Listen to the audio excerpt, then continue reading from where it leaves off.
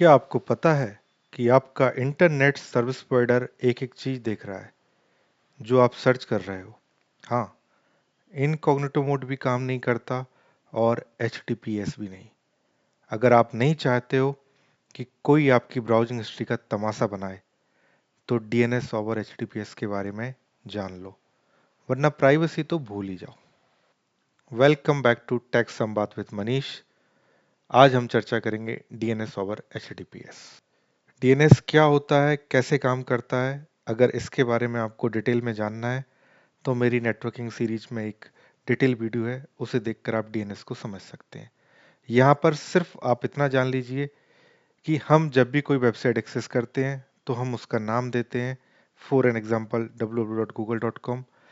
Site नाम से access नहीं होती, IP से एक्सेस होती हैं। इस नाम को IP में कन्वर्ट करने के लिए हम DNS की मदद लेते हैं।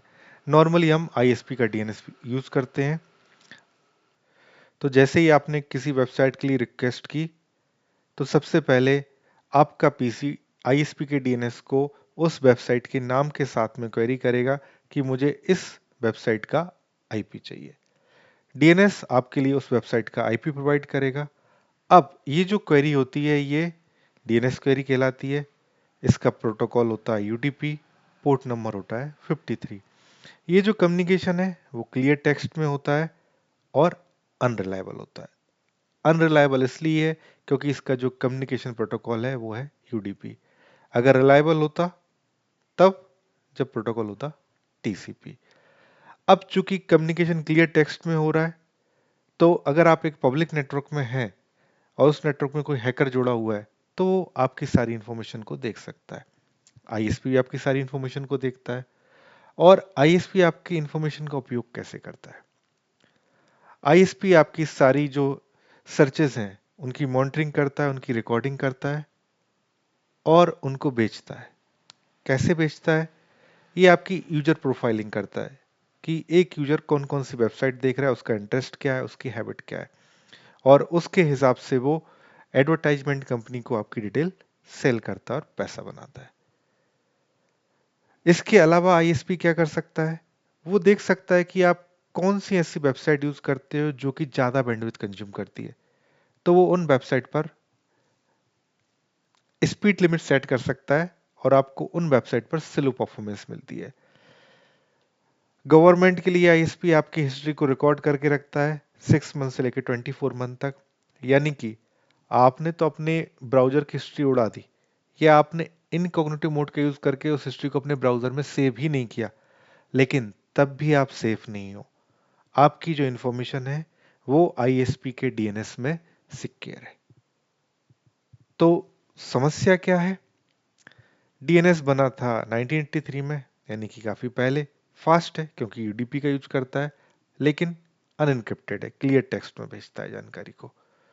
पोर्ट नंबर 53 का यूज करता है और आपकी जो इंफॉर्मेशन है उसे ISP, आपका लोकल नेटवर्क एडमिन और यहां तक कि अगर आप पब्लिक नेटवर्क जुड़े हैं तो कोई हैकर भी पढ़ सकता है। समस्या आपके सामने है। समाधान क्या है? समाधान है DOH, DNS ओवर HTTPS, यानी कि इनक्रिप्टेड कम्युनिकेशन DNS के लिए भी। अब हम जानते हैं कि DOH क्या है। तो DOH ऐसे DNS रिजॉल्वर हैं जो आपके लिए नाम को IP में कन्वर्ट करेंगे, लेकिन ट्रेडिशनल DNS प्रोटोकॉल के द्वारा नहीं, ये HTTPS प्रोटोकॉल के द्वारा करेंगे ताकि आपका कम्युनिकेशन इनक्रिप्टेड रहे। DNS क्वेरी होगी लेकिन UDP के द्वारा नहीं, TCP पर, पोर्ट 53 पर नहीं, पोर्ट 443 पर। इनक्रिप्टेड कम्युनिकेशन होगा, रिलायबल कम्युनिकेशन होगा। आपको क्या एडवांटेज मिलेगा? प्राइवेसी, यानी कि ISP आपकी इंफॉर्मेशन को रिकॉर्ड नहीं कर पाएगा कि आप कौन कौन सी वेबसाइट एक्सेस कर रहे हैं। इंटीग्रिटी, इनक्रिप्टेड कम्युनिकेशन है तो कोई भी हैकर आपकी इंफॉर्मेशन को नहीं देख सकता और वो स्पूफिंग भी परफॉर्म नहीं कर पाएगा। सेंसर से बाईपास, यानी कि कोई भी कंटेंट आपके लिए ब्लॉक नहीं रहेगा, क्योंकि नॉर्मली क्या होता है कि आपके नेटवर्क में जो कंटेंट फिल्टरिंग टूल होते हैं, फायरवॉल होते हैं, वो वेबसाइट या कंटेंट के आधार पर आपको अलाउ और डिनाई करते हैं।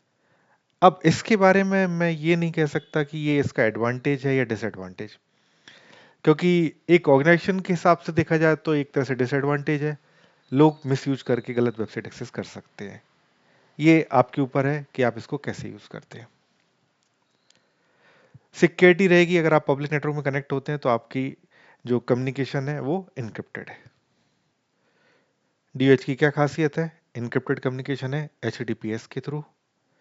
DNS रिक्वेस्ट आपकी 443 पर जाएगी, जो कि स्टैंडर्ड वेब ट्रैफिक प्रोटोकॉल है। जितनी भी बैंकिंग साइट्स हैं वो HTTPS पे काम करती हैं। TLS इंक्रिप्शन का यूज होगा। और अब DNS रिजॉल्वर है कौन कौन से? तो क्लाउडफ्लेयर का DNS रिजॉल्वर है 1.1.1.1, गूगल का 8.8.8.1। इन DNS का यूज करके आप सिक्योर DNS की तरह इन्हें यूज कर सकते हैं और एक इनक्रिप्टेड कम्युनिकेशन कर सकते हैं। अब बात करेंगे कि आप कैसे चेक करेंगे कि DOH काम कर रहा है या नहीं। तो इसको चेक करने के लिए आप विजिट करेंगे वेबसाइट 1.1.1/help और cloudflare-dns.com/help। तो आप वहां पर पाएंगे कि आप अभी 1.1 से कनेक्टेड नहीं है और DOH भी आपके लिए इनेबल्ड नहीं है। इसको क्रोम की ब्राउजर्स में अगर आपको इनेबल करना है तो आप कहाँ जाएंगे? आप प्राइवेसी एंड सेटिंग्स में जाएंगे और यहाँ पर ऑप्शन मिलेगा यूज सिक्योर DNS। इसको आप इनेबल करेंगे और क्लाउडफ्लेयर के DNS को यहाँ पर सेट कर देंगे। तो आपका जो कम्युनिकेशन होगा क्रोम ब्राउजर के थ्रू वो इनक्रिप्टेड फॉर्म में होगा। अगर आप चाहते हैं कि पूरे सिस्टम वाइड आप इस कम्युनिकेशन को इनेबल करें तो आप विंडोज पर अगर यूजर हैं तो आप अपने अडेप्टर की सेटिंग में जाएंगे, ईथरनेट TCP/IP को डबल क्लिक करेंगे और यूज द फॉलोइंग DNS पे सिलेक्ट करके ये DNS की एंट्री आप वहां पर कर देंगे 1.1.1.1 और 8.8.8.1। अगर आप मोबाइल यूजर हैं तो मोबाइल में भी आप क्रोम की सेटिंग में जाके चेंज कर सकते हैं। तो 3 डॉट्स पर क्लिक करेंगे, सेटिंग्स में जाएंगे, प्राइवेसी एंड सिक्योरिटीज में जाएंगे, यूज DNS पे जाएंगे और सेलेक्ट द प्रोवाइडर और यहाँ पर आप क्लाउडफ्लेयर को सिलेक्ट कर देंगे। अब इसके बाद जब आप 1.1./help को ब्राउज करेंगे तो आप पाएंगे कि आप इससे कनेक्टेड है और आप DNS ओवर HTTPS का यूज कर रहे हैं। आज के इस वीडियो में इतना ही। बने रहिए टेक संवाद विद मनीष में। अगर आपको ये वीडियो पसंद आ रहे हैं तो लाइक करें, कमेंट करें, शेयर करें और सब्सक्राइब करें। धन्यवाद।